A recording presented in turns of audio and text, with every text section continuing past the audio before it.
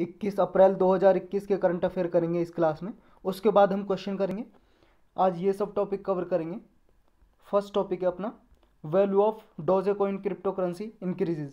ये Doge coin एक crypto currency है, इतना याद रखना है इसमें बस कि एक क्रिप्टो करेंसी को वर्चुअल करेंसी भी बोलते हैं या फिर डिजिटल करेंसी भी बोल सकते हैं।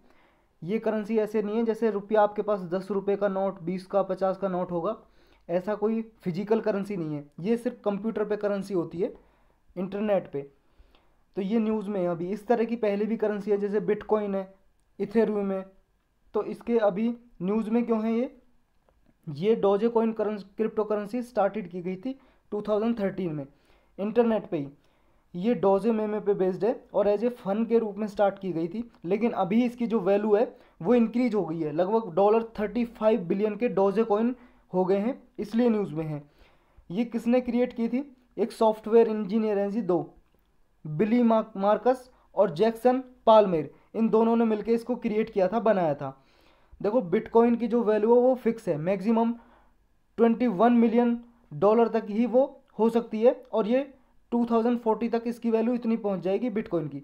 लेकिन डोजे कॉइन की जो मैक्सिमम वैल्यू कोई फिक्स नहीं है, ये मोर देन 100 बिलियन से भी ज़्यादा हो सकती है, इसकी अपर लिमिट कोई भी नहीं है। बस इतना याद रखना है।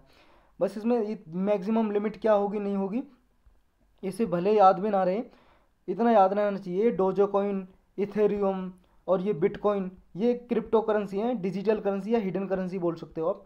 ब्लॉकचेन टेक्नोलॉजी पे बेस्ड ये टेक्नोलॉजी पे काम करती हैं ये सारी जो भी क्रिप्टो करेंसी होती हैं। और इसकी मैक्सिमम वैल्यू कोई नहीं है डोजे कॉइन की, कितनी भी हो सकती है, लेकिन बिटकॉइन की फिक्स है। चलते हैं नेक्स्ट पे। नेक्स्ट है अपना वंदे भारत मिशन। इसमें इतना याद रखना है कि ये लास्ट ईयर चलाया था। किस लिए? ताकि जो कोविड-19 के जितने भी मतलब कोविड-19 की वजह से जितने भी इंडियंस बाहर फंसे हुए हैं विदेशों में, मतलब आ नहीं पा रहे हैं लॉकडाउन की वजह से, तो उनको वापस लाने के लिए ये मिशन चलाया था। जहाज़ वगैरह भेजे गवर्नमेंट ने, एरोप्लेन, और उन्हें वापस लेके आया अब इंडिया में। 7 मई को स्टार्ट किया गया था। अब इसमें लिखा है कि इतने पैसेंजर वगैरह को लेके आए वापस, ये कोई याद करने की ज़रूरत नहीं है। बस किससे रिलेटेड है? वंदे भारत मिशन, इतना याद रखना है। नेक्स्ट है आरबीआई ने एक कमेटी सेटअप की है। किस लिए? ताकि एआरसी को रिव्यू किया जा सके।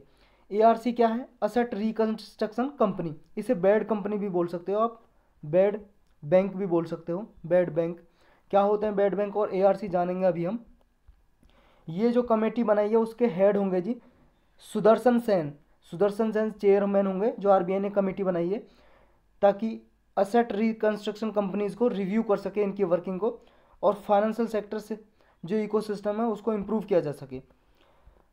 देखो जी टर्म ऑफ रेफरेंस क्या है? जो भी अभी एआरसी के लिए लीगल और रेगुलेटरी फ्रेमवर्क है उनको रिव्यू किया जाएगा, ताकि इनकी एफिशिएंसी को इम्प्रूव किया जा सके। एआरसी को, एआरसी क्या होते हैं जानेंगे अभी। एआरसी के रोल को रिव्यू करना है, इसके क्या फंक्शन है, और ये जो स्टेट असेट है, स्टेट असेट मान लो जी आप एक तरह से बैड लोन। बैड लोन का मतलब नॉन परफॉर्मिंग असेट, एनपीए, जानेंगे वो भी अभी हम। तो ये जो एआरसी क्या काम करती है, स्टेट्स असेट होती है, बैड लोन होती है, उसको रिकवर करने में सहायता करती है। तो इसका रोल को रिव्यू करेगा ये कमेटी, जिसके अध्यक्ष सुदर्शन सेन होंगे। तो एक कमेटी भी याद रखनी है, सुदर्शन सेन कमेटी किस लिए है। इंक्लूडिंग क्या करेगी जी? ये इंसॉल्वेंसी एंड बैंकरप्सी कोड है उसको भी रिव्यू करेगी, जिसकी वजह से एआरसी को फंक्शन मिले हुए हैं। मतलब इस कोड के में ये इसको पावर देता है एआरसी को, असेट रिकंस्ट्रक्शन कंपनी को।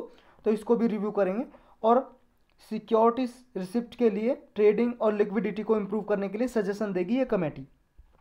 अब ये असेट रिकंस्ट्रक्शन कंपनी होती क्या है? देखो जी इन्हें बैड कंपनी भी बोल सकते हैं, बैड बैंक भी बोल सकते हो आप। ये ऐसी कंपनी है, ये क्रिएट की जाती हैं, बनाई जाती हैं, ताकि नॉन परफॉर्मिंग असेट्स को रिकवर किया जा सके। बैंक का जितना भी नॉन परफॉर्मिंग असेट्स हो गया है, बैड लोन्स बोल सकते हो आप बैड लोन्स या नॉन परफॉर्मिंग असेट्स, ये उन्हें बोलते हैं जी। मान लो किसी इंसान ने, किसी पर्सन ने बैंक से लोन ले लिया, या किसी कंपनी ने लोन ले लिया जी बैंक से, और वो उसे वापस नहीं दे रहा है, चुका नहीं पा रहा है, अपनी मर्जी से नहीं चुका रहा है जी वो, तो उसे बोलते हैं फिर बैड लोन हो गया जी, वो नॉन परफॉर्मिंग असेट्स हो गई बैंक की। तो बैंक क्या करता है, उसे ARC कंपनी को दे देता है, जो ये कंपनियां बनाई हैं, असेट रिकंस्ट्रक्शन कंपनी या फिर बैड बैंक भी बोल सकते हो आप। तो ये क्या करेगा जी, ये उस बैड लोन्स को रिकवर करेगा। बैंक अब क्या काम करेगा, बैंक अपना बैंक के काम देखेगा, पूरी कंसंट्रेशन बैंक के काम में लगाएगा और अपनी बैलेंस शीट से इस बैड लोन्स को क्लीन अप कर देगा। बैलेंस शीट का मतलब है जी, जो उसका रजिस्टर है उसने लिखा हुआ है इतना लोन इससे रिकवर करना है, उसे हटा देगा। अब ये काम रहेगा जी ARC का, क्योंकि ARC ने बैंक से ये खरीद लिया, बैड बैंक मतलब बैड बैंक है जो, ये बैड लोन खरीद लिया किससे, बैंक से। तो बैंक की अब कोई वो नहीं है जी, ARC ने इसको कहा कि मैं जितना भी रिकवर करूंगा आपको मान लो जी 70% दे दूंगा या 60%। मान लो कोई ये A आदमी है, इसने लोन लिया और ये चुका नहीं पाया और बैड लोन बन गया, मतलब एक तरह से नॉन परफॉर्मिंग असेट्स बन गई, और इसके पास मान लो 10,000 करोड़ है रुपए लिया था इसने बैंक से। तो ARC बोलेगी आप इसका जो पूरा जो भी मतलब बही खाता है, अकाउंट है, पूरी इन्फॉर्मेशन मुझे दो, मैं रिकवर करूंगा इस आदमी से।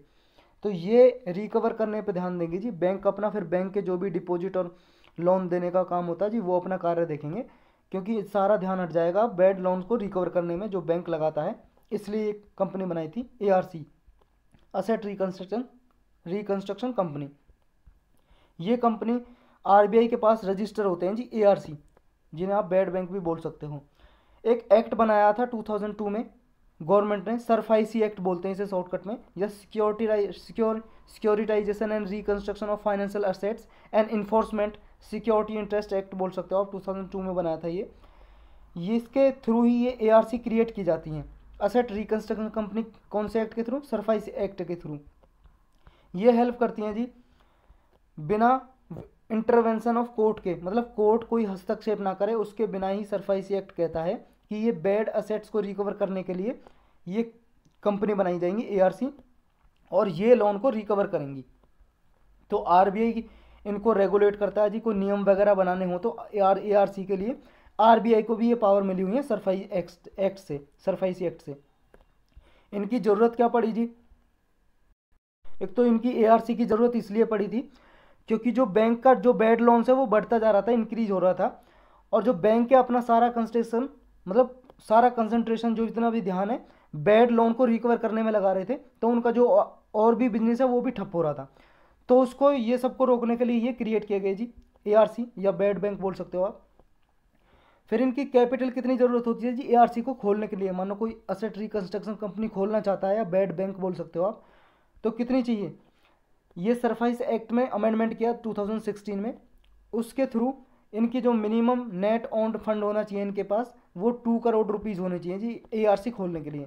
लेकिन 2017 में ये जो लिमिट है RBI ने इंक्रीज कर दी, 100 करोड़ कर दी, कि 100 करोड़ होना चाहिए ARC अगर आपको कोई खोलनी है तो, आपको मान लो बैड बैंक खोलना है तो 100 करोड़ रुपए चाहिए। और ARC की जो कैपिटल एडिक्वेसी रेशो की लिमिट है ना वो भी 15% कर दी RBI ने, ये भी 15% करना है। और ये कैपिटल एडिक्वेसी रेशो क्या होता है जी, मान लो कोई भी जैसे ARC होगा जी, ये बैड बैंक, इसके पास जितनी कैपिटल है और कैपिटल को हम डिवाइड कर दें रिस्क वेटेड असेट से, मतलब जितने इसके पास कैपिटल है उसको डिवाइड कर दें जिसके पास, मतलब जितनी इसके पास रिस्क कैपिटल है, असेट है, संपत्ति है कोई भी, मतलब रिस्क ऐसा है जी कि वो भी जोखिम में किसी के पास है कि उसको रिकवर करना है लेकिन इसके पास नहीं है, बस बैलेंस शीट में है, समझ रहे हो, इसके पास नहीं है, तो इसका जो रेशो है उसे बोलते हैं कैपिटल एडिक्वेसी रेशो, और वो 15% मेंटेन करके रखना है ARC को, ये लिमिट लगा रखी है RBI ने। चलते हैं नेक्स्ट पे जी, नेक्स्ट है अपना startup India seed fund scheme. ये एक स्कीम लॉन्च की है जी गवर्नमेंट ने, किस लिए लॉन्च की है, ये लॉन्च किया ताकि फाइनेंशियल असिस्टेंस दी जाए स्टार्टअप को। स्टार्टअप का मतलब है जी कंपनी, जब कंपनी स्टार्ट करते हैं तो उसे स्टार्टअप बोलते हैं, उनके लिए दी जाए as a proof of concept के लिए, प्रोटोटाइप डेवलपमेंट के लिए, प्रोडक्ट ट्रायल के लिए, या मार्केट में एंट्री करना चाहते हैं कोई स्टार्टअप उनके लिए, या कॉमर्शलाइजेशन के लिए। तो ये अगर शॉर्टकट में बात करें तो जो भी कंपनी खोलेंगी जी नई कंपनी, उनको स्टार्ट करने के लिए सहायता देंगी, फाइनेंशियल सहायता, मतलब पैसा देंगी जी खोलने के लिए, मनी प्रोवाइड करेंगी। इसमें लगभग 945 करोड़ रुपए नेक्स्ट 4 ईयर के लिए प्रोवाइड किए जाएंगे, जो भी कंपनी एलिजिबल है स्टार्टअप है उनको दिए जाएंगे ये फंडिंग। इसमें लगभग 3600 स्टार्टअप को स्टार्ट करने का मौका दिया जाएगा और 300 इनक्यूबेटर होंगे जी जिनके थ्रू ये दिया जाएगा। इसको इम्प्लीमेंट कौन करेगा? Department for promotion of industry and internal trade ये डिपार्टमेंट करेगा, जो ministry of commerce and industry के अंडर काम करता है, ये इम्प्लीमेंट करेगा जी इस स्कीम को। ये स्कीम है जी जो स्टार्टअप जो SISFS है, ये स्कीम क्या करेगी? इसका मेन मकसद है जो सीड इंडिया फंड स्कीम है, ये एस का मतलब है जी सिक्योर सीड फंडिंग, मतलब मनी प्रोवाइड करना। आई से मतलब है इंस्पायर इनोवेशन, मतलब इनोवेशन के लिए प्रेरित करना, ज़्यादा से ज़्यादा इनोवेशन हो स्टार्टअप में जो भी खोले। फिर ऐसे जी सपोर्टिव ट्रांसफॉर्मेटिव आइडियाज़ को सपोर्ट करना, इम्प्लीमेंटेशन को फैसिलिटेट करना, सरल बनाना ताकि अच्छे से ये स्कीम लागू हो और स्टार्टअप बन सके। नेक्स्ट ऐसे मतलब है जी स्टार्टअप रिवॉल्यूशन, मतलब एक स्टार्टअप की कंपनी खोलने की क्रांति लेके आनी है ताकि ज़्यादा से ज़्यादा स्टार्टअप खुल सके और मैन्युफैक्चरिंग हो सके हमारी कंट्री में। ये स्टार्टअप जो स्कीम है जी ये पर्टिकुलरली टीयर 2 और टीयर 3 टाउन के लिए है इंडिया में। टीयर 2 और टीयर 3 टाउन का मतलब है जी पॉपुलेशन के बेस्ड पे टाउन को डिवाइड करते हैं, ये टीयर 1 है, 2 है, 3 है या 6 है, 4 है, 5 है, कौन सा है।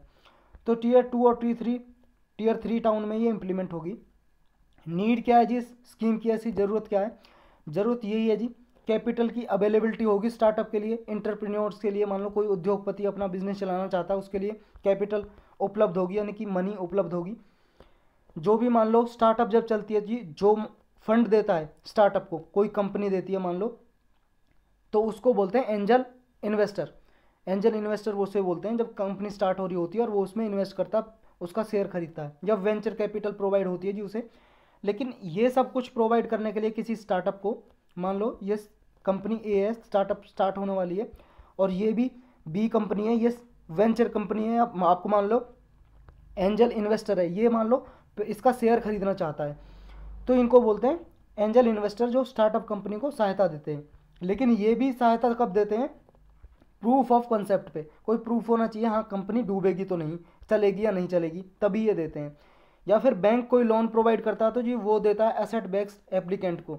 एसेट बैक्ड एप्लीकेंट का मतलब है जिसके पास मान लो मॉर्टगेज के लिए कुछ गिरवी रखने के लिए कुछ हो, तभी उसे लोन देता बैंक में, ऐसी फ्री में नहीं दे देता। तो इसके लिए यही ज़रूरत है कि किसी भी स्टार्टअप को लोन दिया जाए, पैसा दिया जाए इस स्कीम के जरिए। तो सीड फंडिंग करने के लिए स्टार्टअप को इसलिए एसेंशियल है ये स्कीम, इनोवेटिव आइडिया लेके आएगी इंडिया में। तो इतना ही था इसमें, चलते हैं नेक्स्ट पे। नेक्स्ट है जी, कई बार पढ़ चुके हैं हम इसको, probe China over Jinjiang crimes. Jinjiang एक प्रोविंस है जी, एक स्टेट है, किसमें? चाइना में। चाइना में प्रोविंस बोलते हैं स्टेट को। वहाँ पे उइगर मुस्लिम रहते हैं, उइगर मुस्लिम, कई बार पढ़ा हमने, मुस्लिम की कम्युनिटी के लोग हैं जी, उइगर कम्युनिटी के। तो इनके ऊपर अत्याचार हो रहा है या नहीं हो रहा है, इसके लिए HRW ने कहा है। HRW क्या है? Human rights watch. ये एक इंटरनेशनल NGO जी, नॉन गवर्नमेंटल ऑर्गेनाइजेशन, मतलब एक गैर सरकारी संस्था है। इसने यूनाइटेड नेशन से अपील की है कि भाई साहब आप जो उइगर मुस्लिम के खिलाफ जो भी एलिगेशन लगते हैं, आरोप लगते हैं चाइना गवर्नमेंट के ऊपर कि इनके अगेंस्ट ये क्राइम कर रही है, अपराध कर रही है उइगर मुस्लिम के खिलाफ, तो इसकी जांच होनी चाहिए। यूनाइटेड नेशन को अपील किया है इस NGO ने। इशू क्या है? इशू ये है कि 1000 ऑफ मुस्लिम्स हैं जी जिनको कैद करके रखा हुआ है। ये HRW बोलता है, ह्यूमन राइट वॉच, कि उनको रिलीजियस प्रैक्टिस नहीं करने दिया जाता, उनका धर्म नहीं, मतलब प्रैक्टिस नहीं करने दिया जाता चाइना में। और इन माइनॉरिटीज़ जो पीपल हैं चाइना में, अल्पसंख्यक लोग जो नॉर्थ वेस्ट रीजन में रहते हैं, इनके खिलाफ ये जी मेजर्स लेते हैं कुछ, ताकि इन्हें लिमिट करके रखा जाए। और एक तरह से ये क्राइम है जी अगेंस्ट ह्यूमनिटी, मानवता के अगेंस्ट अपराध है। और ये जो डिफाइन किया गया था crime against woman, crime against humanity, मतलब मानवता के अगेंस्ट क्राइम, अपराध, ये डिफाइन किया गया था ट्रीटी में। कौन सी ट्रीटी? इंटरनेशनल क्रिमिनल कोर्ट की ट्रीटी। ये रोम ट्रीटी हुई थी जी, जिसे रोम स्टैच्यूट भी बोलते हैं। रोम इटली में जगह है जी, एक कैपिटल है इटली की, उसके नाम पे ही रोम स्टैच्यूट था। रोम स्टैच्यूट का मतलब होता लॉ। तो ये रोम ट्रीटी बनी थी जी, बहुत सारी कंट्री इकट्ठी होकर आई, ये ट्रीटी बनाई और जिसके जरिए इंटरनेशनल क्रिमिनल कोर्ट बनाया। इसका हेडक्वार्टर कहाँ पे है जी? नीदरलैंड कंपनी है यूरोप में, नीदरलैंड। उसकी कैपिटल है हेग है, उसमें इसका हेडक्वार्टर है।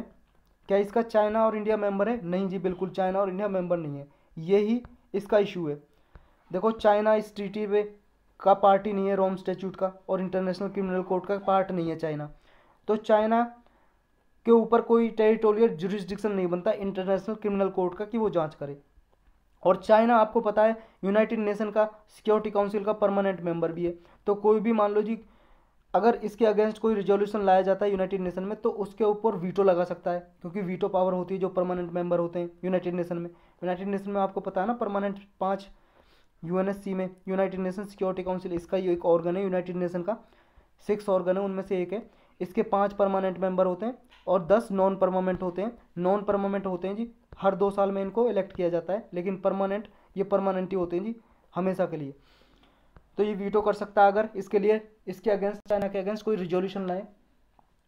इसलिए एक तरीका है कि United nation human right commission है वो रिजोल्यूशन लाए जी, और ये जो चार्जेस लगे हैं चाइना पे कि उइगर मुस्लिम को ये परेशान करते हैं, इसकी इन्वेस्टिगेशन की जाए इम्पार्शियली, मतलब निष्पक्ष तरीके से। बैकग्राउंड क्या है जी, क्यों चल रहा है सारा इशू? 1 मिलियन पीपल से भी ज़्यादा, मतलब 10 लाख लोगों से भी ज़्यादा उइगर मुस्लिम है, उन्हें जिनजियांग प्रोविंस में कैंप में रखा हुआ है गवर्नमेंट ने। उन पे बहुत से फॉरेन गवर्नमेंट भी बोलते हैं जी, विदेशी सरकार या रिसर्चर खोजकर्ता बोलते हैं कि इनको परेशान किया जाता है और फोर्स लेबर कराई जाती है जी इन पे। बंधुआ लेबर, एक तरह से बंधुआ मजदूर की तरह रखा जाता है, और बर्थ कंट्रोल किया जाता है, मतलब इन्हें पॉपुलेशन इंक्रीज नहीं करने देते इनकी। चाइनीज़ गवर्नमेंट रिजेक्ट करती है जी सारी कंप्लेंट। वो कहती है हमने इन्हें कैंप में इसलिए रखा जा रहा है क्योंकि इन्हें जॉब ट्रेनिंग दी जा सके और इकोनॉमिक डेवलपमेंट को सपोर्ट किया जा सके, और जो रेडिकलिज्म है उससे निपटारा किया जा सके, मतलब मान लो कोई आतंकवादी गतिविधियां ना हो उनसे कॉम्बैट किया जा सके। चाइना का कहना ये है। चलते हैं नेक्स्ट पे, इतना ही था जी इसमें। नेक्स्ट है अपना NASA Mars helicopter makes first flight on another planet. देखो नासा ने 2020 में, नासा क्या है जैसे इसरो हमारी स्पेस एजेंसी है इंडिया की जो सैटेलाइट वगैरह भेजती है, ऐसी अमेरिका की नासा है। इसने एक मार्स पे, मंगल ग्रह पे एक मिशन भेजा परसिविरेंस नाम का, परसिविरेंस, उसमें एक हेलीकॉप्टर भेजा जी। ये हेलीकॉप्टर ने पहली फ्लाइट भरी है वहाँ पे, पहली बार उड़ा है, ये उड़ान भरी है, इसलिए न्यूज़ में है। ये हेलीकॉप्टर आपको दिखाई दे रहा जो इसने, इसका नाम है जी हेलीकॉप्टर का इंजीनियटी। इंजीनियटी ने पहली बार ये फ्लाइट भरी है 19 अप्रैल को। 19 अप्रैल को पहली फ्लाइट इसने अपनी स्टार्ट की है। ये इंजीनियरिटी का मतलब यही है जी, ये डेमोन्स्ट्रेट करेगा टेक्नोलॉजी को, जो परसिवरेंस साइंस गोल है जी विदाउट उसके कंट्रीब्यूशन के। परसिवरेंस क्या है? परसिवरेंस एक रोवर है जी जो भेजा था, उसी में हेलीकॉप्टर रख के भेजा था ये 2020 में नासा ने। ये परसिवरेंस क्या करेगा मिशन? ये मार्स की जी एस्ट्रोलॉजी के बारे में पता लगाएगा और सर्च करेगा कि एंशियंट माइक्रोबियल लाइफ को, कि मार्स पे पहले कोई लाइफ प्रेजेंस थी या नहीं थी, वहाँ पे जीवन संभव था या नहीं था। ये रोवर जी ये पास्ट क्लाइमेट की स्टडी करेगा और ह्यूमन एक्सप्लोरेशन कर सके रेड प्लानिट का, उसके लिए एक रास्ता क्रिएट करेगा। ये फर्स्ट मिशन होगा जी ऐसा जो कलेक्ट करेगा रॉक को, रॉक वापस लेके आएगा जी, मार्सियन रॉक को कलेक्ट करेगा ये, मतलब मार्स पे जो भी मिट्टी वगैरह उसको उठाएगा। रेगोलिथ, रेगोलिथ का मतलब है ब्रोकन रॉक या डस्ट, वहाँ की धूल को इकट्ठा करेगा। ये जी परसिवरेंस रोवर ये रॉक को उठाएगा, यहाँ से मिट्टी उठाएगा इसकी और लेके आएगा जी। ये फ्यूल कहाँ से मिलता है जी, किससे चल रहा है? ये इलेक्ट्रिक पावर से चल रहा है, और इलेक्ट्रिक पावर कन्वर्ट हो जाए जी हीट पावर से। हीट मिल रही है इसको प्लूटोनियम से। प्लूटोनियम आपको पता जी एक मेटल टाइप होती है, ये रेडियो एक्टिव डिके है। प्लूटोनियम का रेडियो एक्टिव डिके होता है जिससे हीट निकलती है और उससे फिर इलेक्ट्रिकल पावर मिलती है जी इसको, परसिवरेंस को। परसिवरेंस एक चीज़ के लिए और इम्पोर्टेंट है, ये एक इंस्ट्रूमेंट लेके गया है मॉक्सी नाम का। मॉक्सी का मतलब है मार्स ऑक्सीजन इसरू एक्सपेरिमेंट। ये क्या करेगा? ये यहाँ पे ऑक्सीजन क्रिएट करेगा जी, मैन्युफैक्चर करेगा ऑक्सीजन। किससे? जो मार्स पे कार्बन डाइऑक्साइड है ना उसी को तोड़ेगा, CO2, कार्बन डाइऑक्साइड में O2 होता है ना, O2 को अलग कर देगा, ये मॉलिक्यूलर ऑक्सीजन क्रिएट करेगा, मैन्युफैक्चर करेगा। इसलिए इसरू नाम है जी। इसरू का मतलब है इसका इंस्टीट्यू रिसोर्स यूटिलाइजेशन। इंस्टीट्यू का मतलब है जी इसके इन्वायरमेंट से लेगा ये। एक होता है एक्सीटू, हमने पहले भी जाना जी एक्सीटू। एक्सीटू का मतलब है जी इन्वायरमेंट से बाहर। जैसे मान लो आप किसी लायन को जंगल में ही प्रिजर्व कर रहे हो जी, फॉरेस्ट एरिया में, तो ये हो गया इंसिटू। इंसिटू अगर मान लो इसको इसके हैबिटेट से बाहर आप किसी जू में, जेल में रख रखा है जी, जू में किसी पिंजरे में बंद करके रख रखा है आपने केज में, तो क्या होगा? ये एक्सिटू हो जाएगा क्योंकि आपने इसे अलग रखा है जी इसके हैबिटेट से। तो इसी तरह से इन्वायरमेंट जो मार्स का है वहीं पे क्रिएट की जाएगी ये ऑक्सीजन, तो इसलिए इन सिटू रिसोर्स यूटिलाइजेशन का मतलब है यूज करना, कि वहीं के रिसोर्स को यूज करके ऑक्सीजन बनाई जाएगी। चलते हैं नेक्स्ट पे जी, इतना ही था इसमें। नेक्स्ट है इंडिया और जर्मनी ने एक एग्रीमेंट साइन किया है, किस लिए, ताकि प्लास्टिक के जो पॉल्यूशन होता है ना उसको कम किया जा सके, रिड्यूस किया जा सके। States combating plastic entering the marine environment, ये एग्रीमेंट का नाम है। ये अभी साइन किया जी एक वर्चुअल सेरेमनी के जरिए, states combating plastic entering the marine environment. इससे पहले एक 2019 में एग्रीमेंट किया था इंडिया और जर्मनी ने, जिसका नाम था prevention of marine litre. Litre का मतलब होता है जी कूड़ा करकट, और मैरीन का मतलब ओशियन या सी, मतलब सी में जो हो रहा है जी लिटर कचरा, उसको प्रिवेंट करना है, बचाना है, उसको रिड्यूस करना है। तो इसी का पार्ट है ये जो अभी एग्रीमेंट किया है इंडिया और जर्मनी ने। ये प्रोजेक्ट क्या करेगा जी, ये प्रिवेंट करेगा प्लास्टिक जो एंटर होती है ना मैरीन इन्वायरमेंट पे, उसको प्रिवेंट करेगा, रोकेगा। ये नेशनल लेवल पे इम्प्लीमेंट होगा और कुछ सिलेक्टेड स्टेट हैं जिन पे इम्प्लीमेंट किया जाएगा, जैसे उत्तर प्रदेश, केरल, अंडमान निकोबार में ये इम्प्लीमेंट होगा। Kanpur, Kochi, port Blair city में ये 3.5 ईयर के लिए इम्प्लीमेंट किया जाएगा इसको। ये प्रोजेक्ट की आउटकम क्या होगी, ये कम्प्लीटली इसी तरह से इसका ऑब्जेक्ट होगा जैसे स्वच्छ भारत मिशन का था अर्बन एरियाज़ में, तो इसी तरह से सस्टेनेबल सॉलिड वेस्ट मैनेजमेंट को इस पर फोकस किया जाएगा इसमें। इफेक्ट क्या होंगे जी मैरीन लिटर के, देखो इफेक्ट होते हैं मैरीन लिटर के, जो मैरीन लिटर का मतलब है जो सी ओशंस में जो कचरा हो जाता है उसके प्रभाव क्या पड़ते हैं, इससे इन्वायरमेंट में प्रभाव पड़ते हैं जी। इकोसिस्टम को थ्रेटन कर सकता है और अफेक्ट कर सकता है जी फिशरीज को, फिशरी टूरिज्म इंडस्ट्री को ये परेशानी हो सकती है जी इससे।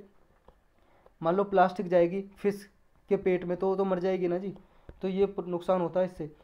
ये अफेक्ट करेगा जी पब्लिक हेल्थ को भी, क्योंकि अगर मान लो माइक्रो प्लास्टिक होती है जी, छोटे छोटे प्लास्टिक के टुकड़े होते हैं, एयर में घूमते रहते हैं, तो हमारे अंदर भी जा सकते हैं, फूड चेन में इंटर कर सकते हैं। नेक्स्ट है, ऐसा एस्टिमेट लगाया जा रहा है जी 15 to 20% जो भी प्लास्टिक है जी वो इंटर करती है ओशन में रिवर इकोसिस्टम के जरिए, जो 90% तो ये कंट्रीब्यूट करता है कि 10 जो मोस्ट पोल्यूटिंग रिवर है वर्ल्ड की 90% तो वही पॉल्यूशन बढ़ाती हैं ओशंस वगैरह में, मरीन इकोसिस्टम में। और इन 10 जो मोस्ट पोल्यूटिंग रिवर हैं वर्ल्ड में, उनमें से 2 इंडिया में हैं, कौन कौन सी, गंगा और ब्रह्मपुत्र, तो इन पे ज़्यादा फोकस किया जाएगा जी इंडिया में। तो यही था इसमें। चलते हैं नेक्स्ट पे। नेक्स्ट है जी मिजोरम ब्रू रिफ्यूजी। ब्रू जी कम्युनिटी का नाम है, ये कम्युनिटी के लोग हैं, ब्रू कम्युनिटी के लोग, ये रिफ्यूजी की तरह रह रहे हैं जी अभी मिजोरम और त्रिपुरा में। इनका सेटलमेंट शुरू हो गया इसलिए न्यूज़ में है। ब्रू को रियांग भी बोलते हैं जी, Reang community, REANG, Reang community बोल लो या ब्रू, एक ही बात है जी, इनके दोनों नाम ही है। इनका सेटलमेंट का प्रोसेस मिजोरम में शुरू हो गया है रिफ्यूजीज का। एक एग्रीमेंट हुआ था जी, क्वाड्रीपार्टाइट एग्रीमेंट हुआ था, अकॉर्ड बोल सकते हो आप, समझौता हुआ था। क्वाड्रीपार्टाइट का मतलब है जी 4 पार्टी जिसमें इन्वॉल्व हों। एक तो सेंट्रल गवर्नमेंट थी, 2 स्टेट की गवर्नमेंट थी, मिजोरम की और त्रिपुरा की, और एक इनके लीडर ब्रू कम्युनिटी के लीडर थे। तो ये 4 पार्टी के बीच में एग्रीमेंट हुआ था न्यू दिल्ली में जनवरी 2020 में कि इनका सेटलमेंट किया जाए। इशू क्या है जी, इशू ये है, देखो ये कहाँ पे रहते हैं अभी दिखाता हूँ मैं।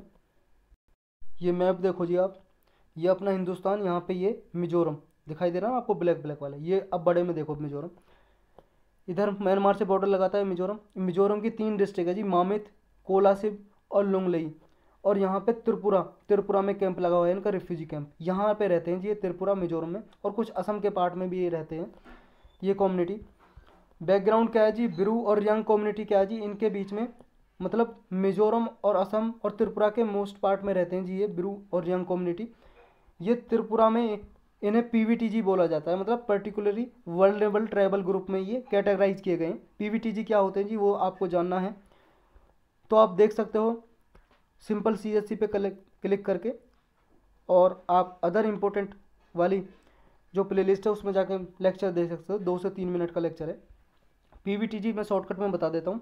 जो शेड्यूल ट्राइब होती है ना, जो सबसे ज़्यादा कमज़ोर होती हैं जी, जिनके पास कुछ नहीं होता, उनको PVTG में कैटेगराइज कर देती है गवर्नमेंट।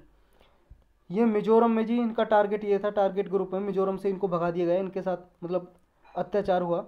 इनका जो इंडिजिनियस स्टेट है वो मिजोरम है, मिजोरम में थे। 1997 में क्या हुआ था, मतलब रियोट्स हो गए थी, दंगे प्रसाद, और 37,000 लगभग ब्रू कम्युनिटी के लोग मिजोरम की डिस्ट्रिक्ट में सेटअप हो गए जी, मामित, कोला साहब और लुंगलई में, और कुछ त्रिपुरा में इन्होंने जी कैंप लगा लिए, वहाँ पर रहने लगे। उनमें से 5,000 लोग, जब मान लो ये दंगा प्रसाद कम हुआ जी, जब लड़ाई ये ख़त्म हुई इनकी, दूसरी कम्युनिटी के साथ लड़ाई हो गई थी इनकी, 5,000 तो वापस आ गए जी मिजोरम में, लेकिन उनके बाद बाकी के 32,000 है जी, वो अभी भी 6 रिलीफ कैंप में रहते हैं त्रिपुरा में और कुछ मिजोरम के पार्ट में जी, बॉर्डर एरियाज में। जून 2018 में एक एग्रीमेंट हुआ जी इनके बीच में, स्टेट गवर्नमेंट थी, 2 स्टेट की गवर्नमेंट और इनके लीडर के बीच में, लेकिन ये स्टेटमेंट जो एग्रीमेंट हुआ था इनके बीच में वो काम नहीं आया, वो रिजेक्ट कर दिया इनके लीडर ने, ब्रू कम्युनिटी के लीडर ने। उसके बाद ये कैंप में रहते हैं जी रेजिडेंट्स, और इनकी सेफ्टी की कोई गारंटी नहीं है मिजोरम में। लेकिन उसके बाद क्या होता है, क्वाड्री पार्टाई अकॉर्ड होता है 2020 में, सेंट्रल गवर्नमेंट करती है मिजोरम त्रिपुरा की गवर्नमेंट के साथ मिलके, और इन ब्रू ऑर्गेनाइजेशन है जो इनके लीडर है, इनके साथ मिलके इनके सेटलमेंट के लिए मिनिस्ट्री ऑफ होम अफेयर्स है जी, वो उसने कमिटमेंट की कि हम त्रिपुरा में इनका सेटलमेंट कराएंगे, सारा एक्सपेंडिचर लेंगे, मतलब सारा खर्चा जो होगा इनके सेटलमेंट का वो हम देंगे, सेंट्रल गवर्नमेंट देगी जी। सेटलमेंट का मतलब है जी इनका घर वगैरह बनवाएंगे। इनको पैकेज दिया है कि हर फैमिली को, हर जो रिफ्यूजी फैमिली है ब्रू कम्युनिटी की, उन्हें एक प्लॉट दिया जाएगा ताकि उस पर वो घर बना सकें, और घर बनाने के लिए भी 1.5 लाख, 1.5 लाख रुपए इनको दिए जाएंगे ताकि कंस्ट्रक्ट कर सकें अपना हाउस। और इनके फैमिली अकाउंट में जी डिपॉजिट किए जाएंगे 4 लाख रुपए हर फैमिली के अकाउंट में, और मंथली इन्हें स्टाइपेंड दिया जाएगा 5,000 रुपये का, हर महीने 5,000 रुपये इनके अकाउंट में दे दिए जाएंगे जी 2 साल तक, और फ्री राशन प्रोवाइड किया जाएगा 2 साल तक खाने पीने के लिए। तो इनके लिए बहुत ही अच्छा अकॉर्ड किया जी, ये अब इम्प्लीमेंट होने जा रहा है ये, इसलिए न्यूज़ में था। आज के टॉपिक भी इतने थे, अब क्वेश्चन करेंगे जी। फर्स्ट क्वेश्चन है हमारा, ये बताना है global assessment report on biodiversity and ecosystem service, ये कौन जारी करता है जी, कौन इशू करता है, पब्लिश करता है। आपके ऑप्शन है जी WWF, या ये inter governmental science policy platform है, ये करता है। कंजर्वेशन इंटरनेशनल करता है, या FAO करता है। इसका आंसर है जी बी, ये करता है इसे issue inter governmental science policy platform on biodiversity and ecosystem service. देखो एक बार आप इंग्लिश में भी पढ़ लिया करो पॉज करके। नेक्स्ट क्वेश्चन है जी, FATF है जो फाइनेंशियल एक्शन टास्क फोर्स, इसकी ग्रे लिस्ट होती है, अगर किसी को ये ग्रे लिस्ट में डाल देती है उसका क्या मतलब होता है ग्रे लिस्ट में डालने का। फर्स्ट बोल रहा है economic sanction from IMF, world bank और IMF उन पे आर्थिक प्रतिबंध लगा देते हैं जी, लोन देना बंद कर देती है, कंट्री भी उन्हें लोन नहीं देती, जीबीसी मान लो किसी भी कंट्री को अगर ग्रे लिस्ट में डाल दिया। इंटरनेशनल बॉयकॉट होता है जी, उसका बहिष्कार होता है अंतर्राष्ट्रीय स्तर पे। बताना जी कौन कौन सा करेक्ट है, 1 2 1 3 2 3 या all of the above.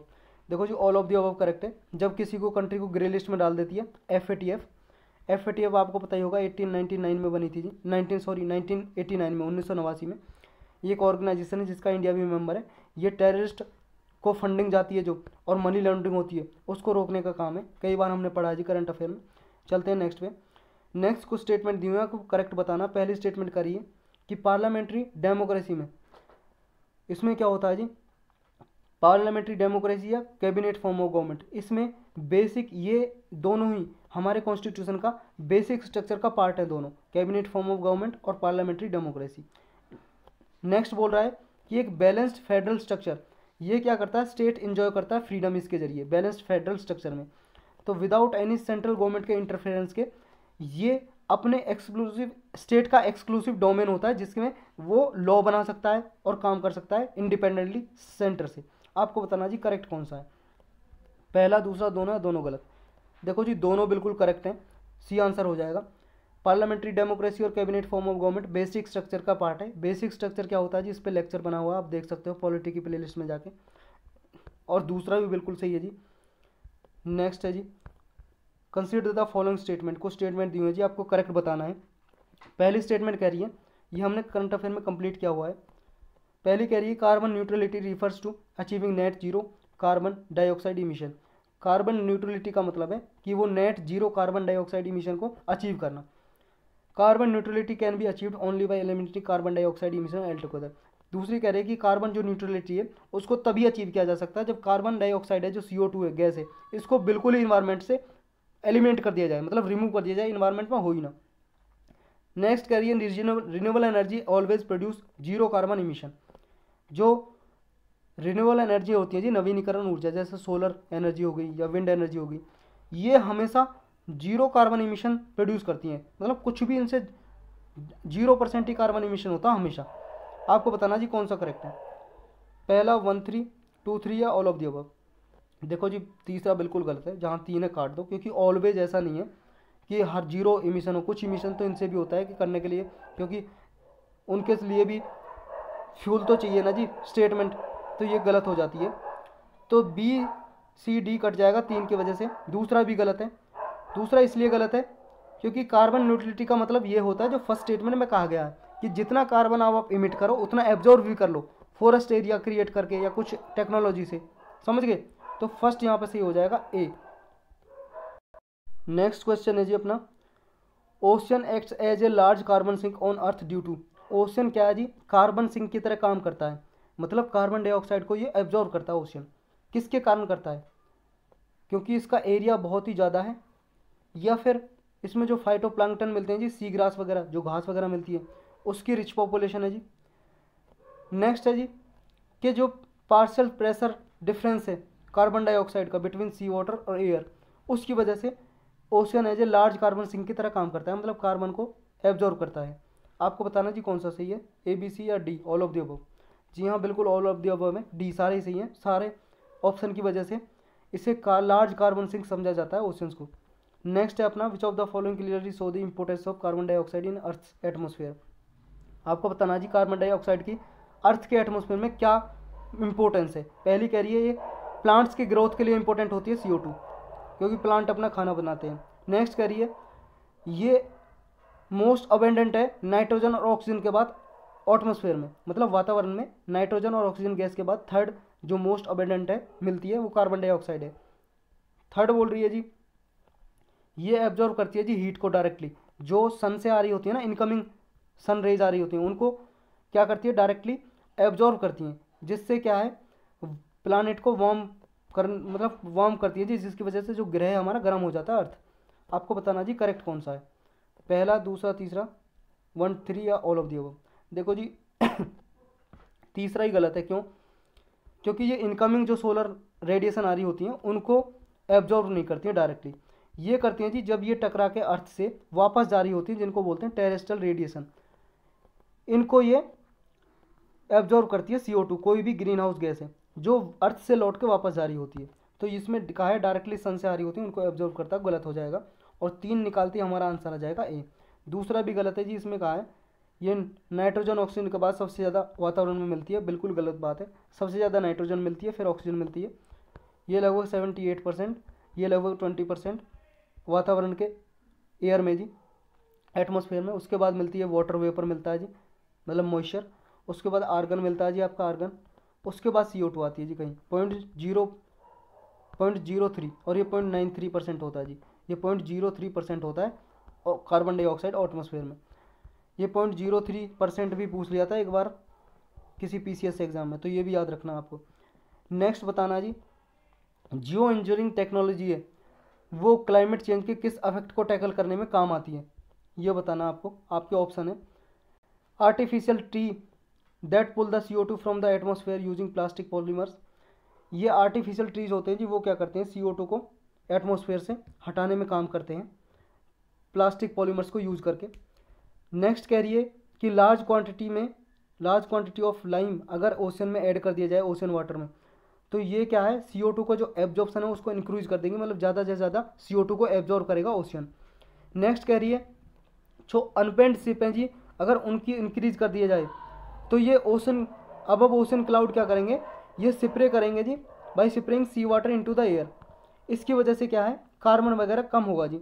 Next कह रहा है कि अगर मान लो एटमॉस्फेयर में 1000 ऑफ टिनी मिरर लगा दिए जाएँ, शीशे लगा दिए जाएँ जी एनवायरनमेंट में, ये अर्थ है जी, ये स्पेस है, यहाँ पे शीशे लगा दिए जाए जी, मिरर ग्लास, ये क्या करेंगे जी अर्थ और सन के बीच में ये रिफ्लेक्ट कर देंगे लाइट को, जिसकी वजह से क्या है ये जो ग्लोबल वार्मिंग हो रही है जी उसको कम हो सकती है। आपको बताना जी कौन सा सही है, 1 2 3 1 3 4 1 2 4 या all of the above. All of the above सही है जी, डी सारे ही सही हैं। देखो ऐसा मिरर लगाने का आइडिया ये साइंटिस्ट ने दिया जी, इससे क्या होगा जो आ रही है ना सन रेज आ रही हैं उनको यहीं पे डायरेक्टली रिफ्लेक्ट कर देंगे ये मिरर्स, जिसकी वजह से क्या है ग्लोबल वार्मिंग होने से बच सकती है, थोड़ी रिड्यूस हो सकती है। नेक्स्ट है जी carbon capture utilization storage is the process of, ये बताना जी CCUS का क्या मतलब है। Capturing waste carbon dioxide from large point source and reusing, reusing it, मतलब कि कार्बन जो है जी, कार्बन डाइऑक्साइड, उसको क्या है कैप्चर करना जी इसको, मतलब ये ऑब्जर्व करेगा जी इस टेक्नोलॉजी के जरिए और इसको दोबारा से रीयूज करेगा। और ये यही आंसर करेक्ट है जी, बाकी का आप मत पढ़ो, यही जान लो। CCUS का मतलब यही है कि वेस्ट कार्बन डाइऑक्साइड को एब्जॉर्व करना और उसे रीयूज करना, दोबारा से यूज करना। आज के इतना ही था जी लेक्चर में।